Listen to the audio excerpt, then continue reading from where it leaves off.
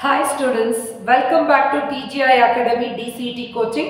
So DCET 2024 ಅಲ್ಲಿ ಯಾರೆಲ್ಲ ಈಗಾಗಲೇ ಚಾಯ್ಸ್ 1 ಚಾಯ್ಸ್ 2 ಗಳನ್ನ ಕ್ಲಿಕ್ ಮಾಡಿದ್ದೀರಾ, ಸಪೋಸ್ ನೀವೇನಾದರೂ ಸೀಟನ್ನ ಕ್ಯಾನ್ಸಲೇಷನ್ ಮಾಡ್ಕೋಬೇಕು ಅಂದ್ರೆ ಸೊ ಈ ವಿಡಿಯೋನ ಕಂಪ್ಲೀಟ್ ಆಗಿ ವಾಚ್ ಮಾಡಿ. ಸೊ ನಿಮ್ಮ ಫೀಸ್ ರಿಫಂಡ್ ಆಗುತ್ತಾ ಆಗಲ್ವಾ, ಜೊತೆಗೆ ಆಫ್ಟರ್ ದ ಸೀಟ್ ಕ್ಯಾನ್ಸಲೇಷನ್ ನೀವು ರೌಂಡ್ ನೆಕ್ಸ್ಟ್ ಅಪ್ಕಮಿಂಗ್ ರೌಂಡ್ಗಳಲ್ಲಿ ಪಾರ್ಟಿಸಿಪೇಟ್ ಮಾಡಲಿಕ್ಕೆ ನಿಮಗೆ ಅವಕಾಶ ಇದೆನಾ ಇಲ್ವಾ ಅಂತೇಳಿ ತಿಳ್ಕೊಂಡು ಅದಾದ ನಂತರ ನೀವು ಏನೋ KEA ಇಂದ ಪ್ರೊವೈಡ್ ಮಾಡಿರೋ ಕ್ಯಾನ್ಸಲೇಷನ್ ಲಿಂಕ್ ಅಲ್ಲಿ ಹೋಗ್ಬಿಟ್ಟು ಡೇಟಾನ ಎಂಟ್ರಿ ಮಾಡಬೇಕಾಗುತ್ತೆ.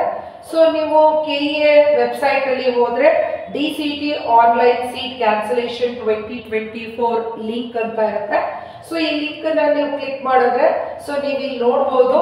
ಸೊ ನಿಮ್ಮ CET register number, application number, ನಿಮ್ಮ ಸೀಕ್ರೆಟ್ ಕೀ, ಸೊ ಪಾಸ್ವರ್ಡ್ ನೀವು ಕ್ಯಾಪ್ಚಾ ಎಂಟರ್ ಮಾಡಿ ಲಾಗಿನ್ ಕೊಟ್ಬಿಟ್ರೆ ನಿಮ್ಮ ಸೀಟು ಕ್ಯಾನ್ಸಲ್ ಆಗುತ್ತೆ. ಇದನ್ನ ಪ್ಲೀಸ್ ಟ್ರಯಲ್ ಎರರ್ಗೋಸ್ಕರ ಆಗಲಿ ನೀವು ಇಲ್ಲೆಲ್ಲ ಎಂಟ್ರಿ ಮಾಡೋಕೆ ಹೋಗ್ಬೇಡ್ರಿ. ಬಿಕಾಸ್ ಈಗಾಗಲೇ ನಿಮಗೆ ಸೀಟ್ ಸಿಕ್ಕಿರೋದು ಏನಾದರೂ ಕ್ಯಾನ್ಸಲೇಷನ್ ಆದರೆ ಮತ್ತೆ ಯಾವ ಕಾರಣಕ್ಕೂ ನಿಮಗೆ ಅಲಾಟ್ ಆಗಿರೋ ಕಾಲೇಜು ವಾಪಸ್ ಬರೋದಿಲ್ಲ, ಜೊತೆಗೆ ಫೀಸಲ್ಲಿ ಕೂಡ ರಿಸ್ಕ್ ಆಗ್ತದೆ. ಹಾಗಾಗಿ ಫಸ್ಟು ಕಂಪ್ಲೀಟ್ ಆಗಿ ಇನ್ಫಾರ್ಮೇಶನ್ ಅನ್ನ ಕಲೆಕ್ಟ್ ಮಾಡಿ ಅದಾದ್ಮೇಲೆ ಸೀಟ್ ಕ್ಯಾನ್ಸಲ್ ಮಾಡ್ಕೊಳ್ಳೇಬೇಕು ಅಂತ ಫೈನಲಿ ಡಿಸೈಡ್ ಆದ ನಂತರ ನೀವು ಈ ಲಿಂಕ್ ಅಲ್ಲಿ ಹೋಗಿ ನಿಮ್ಮೆಲ್ಲ ಡೇಟಾನ ನೀವು ಎಂಟ್ರಿ ಮಾಡೋದ್ರ ಮೂಲಕ ನಿಮ್ಮ ಸೀಟನ್ನ ಕ್ಯಾನ್ಸಲ್ ಮಾಡ್ಕೋಬಹುದು. ಸೊ ಈಗ very important question, can I attend next round after seat cancellation? So ನೀವು ಹೋಗಿ ಸೀಟ್ ಕ್ಯಾನ್ಸಲೇಷನ್ ಮಾಡ್ಕೊಳ್ತೀರಾ, ಮಾಡ್ಕೊಂಡ ನಂತರ ನೆಕ್ಸ್ಟ್ ಅಪ್ಕಮಿಂಗ್ ರೌಂಡ್ಗಳಲ್ಲಿ ಪಾರ್ಟಿಸಿಪೇಟ್ ಮಾಡಲಿಕ್ಕೆ ನಿಮಗೆ ಅವಕಾಶ ಇದೆನಾ ಚೆಕ್ ಮಾಡೋಣ. ಸಪೋಸ್ ನೀವು ಫಸ್ಟ್ ರೌಂಡ್ ಅಲ್ಲಿ ಯಾರಿಗೆಲ್ಲ ಸೀಟ್ ನಾಟ್ ಅಲಾಟೆಡ್ ಅಂತೇಳಿ ಬಂದಿದೆ, ಸೊ ಅವರಿಗೆ ಆಟೋಮೆಟಿಕಲಿ ಸೆಕೆಂಡ್ ರೌಂಡಿನ ಚಾಯ್ಸ್ 3 ಅಂದ್ರೆ ಆಟೋಮೆಟಿಕಲಿ ಅದು ಚಾಯ್ಸ್ 3 ನ ತಗೊಂಡ್ಬಿಟ್ಟಿರುತ್ತೆ. ಯಾಕಂದ್ರೆ ನೀವು ಚಾಯ್ಸ್ 1 ಮಾಡೋಕೆ ಆಪ್ಷನ್ ಇರಲ್ಲ, ಚಾಯ್ಸ್ 2 ಮಾಡಕ್ ಇರಲ್ಲ. ಅದರ ಅರ್ಥ ಅದು ಆಟೋಮೆಟಿಕಲಿ ಸೆಕೆಂಡ್ ರೌಂಡಿಗೆ ನಿಮಗೆ ಆಪ್ಷನ್ ಇದ್ದೇ ಇರುತ್ತೆ. ಸೊ ಸೆಕೆಂಡ್ ರೌಂಡ್ ಅಲ್ಲಿ ನಿಮಗೆ ಸೀಟ್ ಮೆಟ್ರಿಕ್ಸ್ ನ ರಿಲೀಸ್ ಮಾಡ್ತಾರೆ. ಸರೆಂಡರ್ ಸೀಟ್ಸ್ ಗಳನ್ನ ಮ್ಯಾನೇಜ್ಮೆಂಟ್ಗಳು ರಿಲೀಸ್ ಮಾಡಬಹುದು.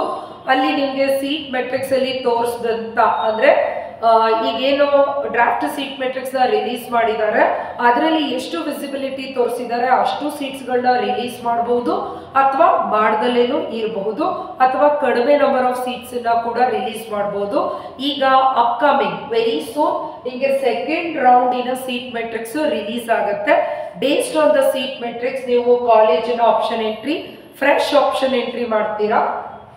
ಅದಾದ ನಂತರ ನಿಮಗೆ ಒಂದು ಕಾಲೇಜ್ ಅಲಾಟ್ ಆಗುತ್ತೆ. ಸೊ ಸೆಕೆಂಡ್ ರೌಂಡ್ ಅಲ್ಲಿ ಕಾಲೇಜ್ ಅಲಾಟ್ ಆದ್ಮೇಲೆ ನೀವು ಏನಾದ್ರೂ KEAಗೆ ಫೀಸ್ ಪೇ ಮಾಡಿ ಅದಾದ ನಂತರ ನನ್ನ ಕಾಲೇಜ್ ಜಾಯಿನ್ ಆಗಲ್ಲ ಅಂದ್ರೆ KEAಗೆ ಫೀಸ್ ಪೇ ಮಾಡಬೇಕು, ಅದಾದ್ಮೇಲೆ ಕಾಲೇಜಿಗೆ ಫೀಸ್ ಪೇ ಮಾಡಬೇಕು. KEAಗೆ ನೀವೇನಾದ್ರೂ ಫೀಸ್ ಪೇ ಮಾಡಿ ಕಾಲೇಜಿಗೆ ಫೀಸ್ ಪೇ ಮಾಡಲ್ಲ, ನನ್ನ ಸೀಟನ್ನ ಸರೆಂಡರ್ ಮಾಡ್ತೀನಿ ಅಂದ್ರೆ ಯಾವ ಕಾರಣಕ್ಕೂ upcoming next casual vacancy round ಅನ್ನ ನೀವು ಪಾರ್ಟಿಸಿಪೇಟ್ ಮಾಡಲಿಕ್ಕೆ ಸಾಧ್ಯ ಆಗೋದಿಲ್ಲ. ಸೊ ಸೀಟ್ ನಾಟ್ ಅಲಾಟೆಡ್ ಇರೋದ್ರಿಂದ ಬಂದಿರೋ ಕಾಲೇಜು ಎಸ್ ಅಂದ್ರೆ ಮೂವ್ ಮಾಡಿ, ಅದರ್ವೈಸ್ ಕ್ವಿಟ್ ಮಾಡಿ. ಇದರಲ್ಲಿ ದುಡ್ಡು ಕಳ್ಕೊಳ್ಳುವಂತ ಆಪ್ಷನ್ ಬಹಳ ಕಡಿಮೆ ಇರ್ತದೆ. ಇನ್ನು ಈಗಾಗಲೇ ಫಸ್ಟ್ ರೌಂಡ್ ಅಲ್ಲಿ ಚಾಯ್ಸ್ 1 ಅಥವಾ ಚಾಯ್ಸ್ 2 ಕ್ಲಿಕ್ ಮಾಡಿಬಿಟ್ಟಿರ್ತಾರೆ students. Obviously choice 1 and choice 2 click ಮಾಡಿದ್ರೆ ಕಂಪಲ್ಸರಿ KEA ಫೀಸ್ ಪೇ ಮಾಡಬೇಕು. ಇನ್ ಕೇಸ್ ನೀವು KEA ಫೀಸ್ ಪೇ ಮಾಡಿಲ್ಲ ಅಂದ್ರೆ ಆಟೋಮೆಟಿಕಲಿ ನೀವು ಸೆಕೆಂಡ್ ರೌಂಡಿಗೆ ಮೂವ್ ಆಗಿರ್ತೀರಾ. ಸೊ ಈಗ ನೀವು KEAಗೆ ಫೀಸ್ ಪೇ ಮಾಡಾಗಿದೆ, ಈಗ ನಿಮ್ಗೆ ಕಾಲೇಜ್ಗೆ ಜಾಯಿನ್ ಆಗೋಕೆ ಇಂಟ್ರೆಸ್ಟ್ ಇಲ್ಲ. ಈಗಾಗಲೇ ನೀವು KEAಗೆ ಫೀಸ್ ಪೇ ಮಾಡಿ ನಿಮ್ಮ ಅಮೌಂಟು KEA ಅಲ್ಲಿ ಇದೆ. ಈಗ ನೀವು ಸೀಟನ್ನ ನೀವು ಕಾಲೇಜನ್ನ ಜಾಯಿನ್ ಆಗಲ್ಲ ಅಂತ ಡಿಸೈಡ್ ಮಾಡಿ ನೀವು ಸೀಟನ್ನ ಸರೆಂಡರ್ ಏನಾದರೂ ಮಾಡಿದ್ರೆ ಆವಾಗ ನಿಮ್ಮ ಫೀಸಿನ 5000 ರೂಪೀಸ್ ಡಿಡಕ್ಟ್ ಆಗ್ತದೆ. ಓಕೆ, ಆದ್ರೆ ನೆಕ್ಸ್ಟ್ ಸೀಟನ್ನ ಸರೆಂಡರ್ ಮಾಡಿರೋದ್ರಿಂದ ಫರ್ದರ್ ಯಾವ ರೌಂಡ್ಗೂ ಕೂಡ ನೀವು ಪಾರ್ಟಿಸಿಪೇಟ್ ಮಾಡಲಿಕ್ಕೆ ಅವಕಾಶ ಇರೋದಿಲ್ಲ. ಯಾಕಂದ್ರೆ ನಿಮಗೆ ಕೊಟ್ಟಿರೋ ಸೀಟು ಬೇಡ ಅಂತ ನೀವೇ ಸರೆಂಡರ್ ಮಾಡ್ತಿರೋದ್ರಿಂದ ಸೊ ನೆಕ್ಸ್ಟ್ ರೌಂಡ್ ಅಲ್ಲಿ ನಿಮಗೆ ಆಪ್ಷನ್ ಇರೋದಿಲ್ಲ. ಸೊ ಹಾಗಾಗಿ ಸೊ ಜೊತೆಗೆ ಏನು ಅಂದ್ರೆ ಇಲ್ಲಿ 5000 ರೂಪೀಸ್ ಏನಿದೆ ಇದು ಕಂಪಲ್ಸರಿ ಎಲ್ಲ ಕ್ಯಾಟಗರಿ ರಿಸರ್ವೇಷನ್ ಅವ್ರಿಗೂ ಅಪ್ಲಿಕೇಬಲ್ ಆಗುತ್ತೆ. ಫಾರ್ ಎಕ್ಸಾಂಪಲ್ ನೀವು SC/ST ಆಗಿದ್ದು ನೀವೇನಾದರೂ 700 500 ಪೇ ಮಾಡಿದ್ರೆ ದ ರಿಮೈನಿಂಗ್ ಡಿಫರೆನ್ಸ್ ಅಮೌಂಟು ಕೂಡ ನೀವು ಆಸ್ ಅ ಪೆನಾಲ್ಟಿ ಪೇ ಮಾಡಲೇಬೇಕಾಗತ್ತೆ. ಸೊ ಈಗ ಸಪೋಸ್ ನೀವೇನಾದರೂ ರೌಂಡ್ 1 ಅಲ್ಲಿ ಚಾಯ್ಸ್ 3 ಕೊಟ್ಟಿದ್ರೆ ಆಬ್ವಿಯಸ್ಲಿ ನೀವು ಸೆಕೆಂಡ್ ರೌಂಡಿಗೆ ಹೋಗ್ತೀರಾ, ಹೊಸ ಸೀಟ್ ಮೆಟ್ರಿಕ್ಸ್ ರಿಲೀಸ್ ಆಗುತ್ತೆ, ಹೊಸದಾಗಿ ಆಪ್ಷನ್ ಎಂಟ್ರಿ ಮಾಡ್ತೀರಾ, ಕಾಲೇಜ್ ಅಲಾಟ್ ಆಗುತ್ತೆ. ಅಲಾಟ್ ಆಗಿರೋ ಕಾಲೇಜು ನಾಟ್ ಇಂಟ್ರೆಸ್ಟೆಡ್, ನೀವು ಜಾಯಿನ್ ಆಗಲ್ಲ ಅಂದ್ರೆ ಸೀಟನ್ನ ಸರೆಂಡರ್ ಮಾಡಿ ನೀವು ನೆಕ್ಸ್ಟ್ ಯಾವ ರೌಂಡ್ಗೂ ಪಾರ್ಟಿಸಿಪೇಟ್ ಮಾಡಲಿಕ್ಕೆ ಸಾಧ್ಯ ಇರೋದಿಲ್ಲ. ಇನ್ನು can I get the refund after the seat cancellation? ನಾನು ಇಷ್ಟೋ ತನಕ ಹೇಳಿದ್ದು ನೀವು ರೌಂಡ್ನ ಪಾರ್ಟಿಸಿಪೇಟ್ ಮಾಡಲಿಕ್ಕೆ ಸಾಧ್ಯ ಇದೆನಾ ಇಲ್ವಾ ಅಂತ. ಈಗ ನಿಮಗೆ ಕ್ಯಾನ್ಸಲ್ ಆದ್ಮೇಲೆ ದುಡ್ಡು ಬರುತ್ತಾ ಇಲ್ವಾ ಅಮೌಂಟು ಅನ್ನೋದಾದ್ರೆ, ಫಸ್ಟ್ ರೌಂಡಲ್ಲಿ ಯಾರೆಲ್ಲ ಚಾಯ್ಸ್ 1 ಕೊಟ್ಟು KEAಗೆ ಫೀಸ್ ಪೇ ಮಾಡಿದ್ದೀರಾ, ಕಾಲೇಜ್ ಅಡ್ಮಿಷನ್ ಮಾಡಿ ಕಾಲೇಜ್ಗೂ ಫೀಸ್ ಪೇ ಮಾಡಿಬಿಟ್ಟಿದ್ದೀರಾ, ಈ ತರ ಕೇಸಲ್ಲಿ ನೀವೇನಾದ್ರೂ ಸೀಟನ್ನ before option entry last date ಅಂತ ಹೇಳ್ಬಿಟ್ಟು KEA ಡಾಕ್ಯುಮೆಂಟ್ ಅಲ್ಲಿ ಮೆನ್ಷನ್ ಮಾಡಿರೋದಿದು, ನೀವೇನಾದ್ರೂ before the option entry date ನೀವು ಸೀಟನ್ನ ಸರೆಂಡರ್ ಮಾಡಿದ್ರೆ ಮಾತ್ರ 5000 ಡಿಡಕ್ಟ್ ಆಗಿ ರಿಮೈನಿಂಗ್ ಅಮೌಂಟು 4 to 5 months ಆದ್ಮೇಲೆ ನಿಮ್ಗೆ ರೀಫಂಡ್ ಆಗ್ತದೆ. ಓಕೆ, ಸೊ 4 to 5 months ಆದ ನಂತರ ಅಮೌಂಟು ಉಳಿದಿರೋ ಅಮೌಂಟು ರೀಫಂಡ್ ಆಗುತ್ತೆ. ಈಗ ಇದು ಇವರು ಹೇಳ್ತಾ ಇರೋದು ಇದು KEAಗೆ ನೀವು ಕಟ್ಟಿರೋ ಫೀಸಿನ 5000 ರೂಪೀಸ್ ಡಿಡಕ್ಟ್ ಆಗುತ್ತೆ ಅಂತ. ಆದರೆ ಕಾಲೇಜಲ್ಲೂ ಕೂಡ 5000 ಡಿಡಕ್ಟ್ ಆಗುತ್ತೆ ಅಂತ ಅವ್ರು ಎಲ್ಲೂ ಕೂಡ ಮೆನ್ಷನ್ ಮಾಡಿಲ್ಲ. ನೀವು ಸೀಟನ್ನ ಯಾರೆಲ್ಲ ಚಾಯ್ಸ್ 1 ಕ್ಲಿಕ್ ಮಾಡಿ KEAಗೆ ಫೀಸ್ ಪೇ ಮಾಡಿ ಕಾಲೇಜ್ಗೆ ಹೋಗಿ ಅಡ್ಮಿಷನ್ ಆಗಿ ಕಾಲೇಜಿಗೆ ಫೀಸ್ ಕಟ್ಟಿ ಇವಾಗ ಸೀಟನ್ನ ಕ್ಯಾನ್ಸಲೇಷನ್ ಮಾಡ್ಕೊಳ್ತೀನಿ ಅನ್ನೋದಾದ್ರೆ, ಸೊ ಫಸ್ಟ್ ನಿಮ್ಮ ಕಾಲೇಜ್ಗಳಲ್ಲಿ ಡಿಸ್ಕಸ್ ಮಾಡಿ. ಯಾಕಂದ್ರೆ ಇದು depends on the college. College ನಿಮ್ಮನ್ನ ಅವರು ಸೀಟ್ ಕ್ಯಾನ್ಸಲೇಷನ್ ಮಾಡ್ಕೊಳ್ಳೋದಕ್ಕೆ ಒಪ್ಕೊಂಡು ಅವ್ರ ಕಾಲೇಜ್ ಫೀಸನ್ನ ರೀಫಂಡ್ ಮಾಡ್ಬೋದು, ಮಾಡ್ದಲೇ ಇರ್ಬೋದು, ಅಥವಾ ಉಳಿದಿರೋ 2 ವರ್ಷದ ಫೀಸನ್ನ ಪೇ ಮಾಡಿ ಅಂತಾನು ಹೇಳಬಹುದು. ಸೊ ಹಾಗಾಗಿ ನೀವು ಕಾಲೇಜಲ್ಲಿ ಫಸ್ಟ್ ಡಿಸ್ಕಸ್ ಮಾಡ್ಕೋಬೇಕಾಗುತ್ತೆ. ಕಾಲೇಜಿಂದ ನಿಮ್ಗೆ ಪರ್ಮಿಷನ್ ಸಿಕ್ಕ ನಂತರ KEAಲ್ಲಿ seat cancellation through the KEA website link ಅಲ್ಲಿ ಹೋಗಿ ನೀವು ಕ್ಯಾನ್ಸಲೇಷನ್ ಮಾಡ್ಕೋಬೇಕಾಗತ್ತೆ. ಅದಾದ ನಂತರ ಈ ದುಡ್ಡಲ್ಲಿ 5000 ರೂಪೀಸ್, ಸೊ ನೀವು KEAಗೆ ಕಟ್ಟಿರೋದ್ರಲ್ಲಿ 5000 ಮೈನಸ್ ಆಗಿ ಉಳಿದಿರೋ ಅಮೌಂಟ್ ಬರುತ್ತೆ. ಬಟ್ ಇದು ಬಂದು ಸ್ವಲ್ಪ ರಿಸ್ಕಿ ಆಗಿರುತ್ತೆ. ಹಾಗಾಗಿ ಥಿಂಕ್ ಮಾಡ್ದಲೇ ಸೀಟ್ ಕ್ಯಾನ್ಸಲೇಷನ್ ಮಾಡ್ಕೋಬೇಡಿ. ಇನ್ನು ಫಸ್ಟ್ ರೌಂಡ್ ಅಲ್ಲಿ ಯಾರೆಲ್ಲ ಚಾಯ್ಸ್ 1 ಕೊಟ್ಟು KEA ಫೀಸ್ ಪೇ ಮಾಡಿದ್ದೀರಾ, ಕಾಲೇಜಿಗೆ ಫೀಸ್ ಪೇ ಮಾಡಿಲ್ಲ, ಸೊ ಅಂಥವ್ರು ಈಗಾಗಲೇ ನಾನು ಹೇಳಿದ್ದೀನಿ. ಸೊ ಇಲ್ಲಿ ನಿಮ್ಗಿದು ಟೈಮ್ ಇದೆ. ಇಲ್ಲಿ ಯಾವಾಗ ಸೆಕೆಂಡ್ ರೌಂಡು ಅಥವಾ ವೇಕೆನ್ಸಿ ರೌಂಡಿನ ಆಪ್ಷನ್ ಎಂಟ್ರಿ ಬರೋ ಮುಂಚೆನೆ ನೀವು ಸೀಟನ್ನ ಸರೆಂಡರ್ ಮಾಡಬೇಕು.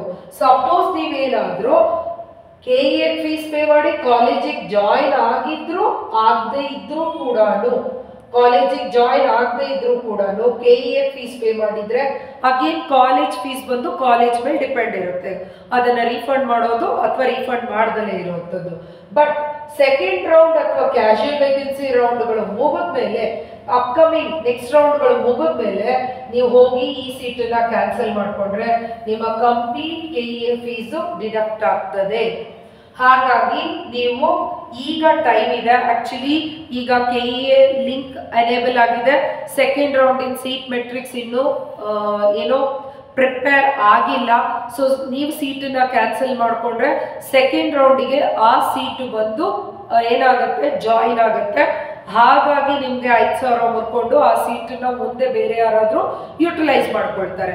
ಸಪೋಸ್ ನೀವು ಸೀಟ್ ಮೆಟ್ರಿಕ್ಸ್ನ ಪ್ರಿಪ್ರೇಷನ್ ಆದ ನಂತರ ನೀವು ಸೀಟ್ ಸರೆಂಡರ್ ಮಾಡಿದ್ರೆ ನೀವು ಕೊಟ್ಟಂತ ಸೀಟನ್ನ ಸರೆಂಡರ್ ಮಾಡಿದಂಥ ಸೀಟನ್ನ ಅಪ್ಕಮಿಂಗ್ ಸೀಟ್ ಸರೆಂಡರ್ ಅಂದರೆ ಸೀಟ್ ಮೆಟ್ರಿಕ್ಸ್ ಅಲ್ಲಿ ಅದನ್ನ ಆಡ್ ಮಾಡ್ಲಿಕ್ಕೆ ಸಾಧ್ಯ ಆಗಿಲ್ಲದೆ ಇರೋದ್ರಿಂದ ಆಸ್ ಅ ಪನಿಷ್ಮೆಂಟ್ ನಿಮಗೆ ಕಂಪ್ಲೀಟ್ ಅಮೌಂಟು ಡಿಡಕ್ಟ್ ಆಗ್ತದೆ.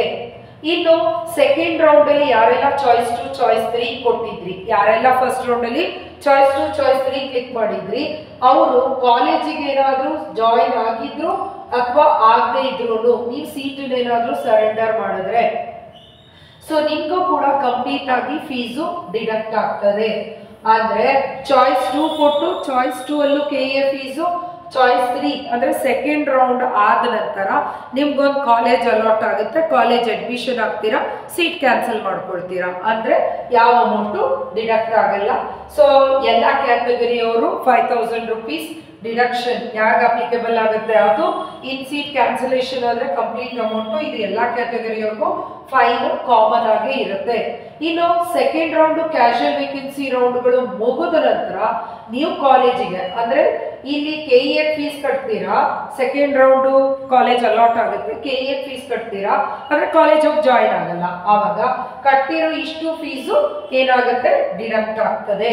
ಇನ್ನು ಈ ಎಲ್ಲ ಡಾಕ್ಯುಮೆಂಟ್ಸ್ ನೀವು ಕಾಲೇಜಿಗೆ ಸಬ್ಮಿಟ್ ಮಾಡಿದ್ರೆ admission order, bank challan, green card, verification slip ಎಲ್ಲದನ್ನ ನೀವು ಕಾಲೇಜಿಗೆ ಸಬ್ಮಿಟ್ ಮಾಡಿದ ನಂತರ ನೀವು ಸೀಟನ್ನ ಕ್ಯಾನ್ಸಲ್ ಆಗಿ ಸೀಟನ್ನು ಸರೆಂಡರ್ ಮಾಡಲಿಕ್ಕೆ ಸಾಧ್ಯ ಆಗೋದಿಲ್ಲ. ಯಾವುದೇ ರೀತಿಯ ಅಮೌಂಟು ರೀಫಂಡ್ ಆಗೋದಿಲ್ಲ.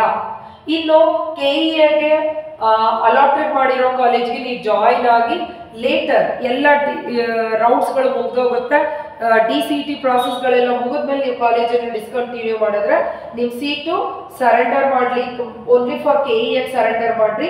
ನೀವು KEಗೆ ಸರೆಂಡರ್ ಮಾಡದೇ ಇದ್ರೆ ಸೊ ಅದು ಗೌರ್ಮೆಂಟ್ ಕೋಟಾ ಸೀಟ್ಸ್ ಅಲ್ಲಿ ಅದು ವಿಸಿಬಿಲಿಟಿ ಬರೋದಿಲ್ಲ. ಯಾವಾಗಲೇ ನೀವು ಸೀಟ್ ಸರೆಂಡರ್ ಮಾಡುವಾಗ KEಗೆ ಸೀಟ್ ಸರೆಂಡರ್ ಮಾಡೋದ್ರ ಮೂಲಕ ಅದು ಗೌರ್ಮೆಂಟ್ ಕೋಟಾಗೆ ಆಕ್ಸೆಸಿಬಿಲಿಟಿ ಬರುತ್ತೆ, ಅದರ್ವೈಸ್ ಅದು ಕಾಲೇಜಿಗೆ ಆಕ್ಸೆಸಿಬಿಲಿಟಿ ಸಿಗೋ ಸಾಧ್ಯತೆ ಇರುತ್ತೆ ಅಂತ ಹೇಳ್ಬಿಟ್ಟು ಹೇಳ್ತಾರೆ. ಸೊ ಈಗ ನಮ್ಮ ಟೆಕ್ನೋ ಗೀಕ್ಸ್ ಇನ್ನೋವೇಷನ್ಸ್ ನಲ್ಲಿ ಈಗಾಗಲೇ ದ ನ್ಯೂ ಬ್ಯಾಚಸ್ ಅಡ್ಮಿಷನ್ಸ್ಗಳು ಓಪನ್ ಇದೆ. ಯಾರಾದರೂ ಜಾಯಿನ್ ಆಗೋ ಇಂಟ್ರೆಸ್ಟ್ ಇದ್ರೆ ಸೊ ಇಲ್ಲಿ ಮೆನ್ಷನ್ ಮಾಡಿರೋಂಥ ನಂಬರ್ಸ್ಗಳಿಗೆ ಕಾಂಟ್ಯಾಕ್ಟ್ ಮಾಡೋದ್ರ ಮೂಲಕ ನೀವು ಅಡ್ಮಿಷನ್ಸ್ನ ತಗೋಬಹುದು ಸ್ಟೂಡೆಂಟ್ಸ್. ಆದಷ್ಟು ಈ ವಿಡಿಯೋನ ಶೇರ್ ಮಾಡಿ. ಸೊ ಯಾರೆಲ್ಲ ಫರ್ದರ್ ರೌಂಡ್ಸ್ನ ಅಟೆಂಡ್ ಮಾಡ್ಬೋದು, ಯಾರಿಗೆಲ್ಲ ಫೀಸು ರೀಫಂಡ್ ಆಗುತ್ತೆ, ಈ ಎಲ್ಲ ಇನ್ಫಾರ್ಮೇಷನ್ಸ್ಗಳು ಸಿಗ್ತದೆ students. Thank you for watching this video. This is Rupashree from TGI Academy.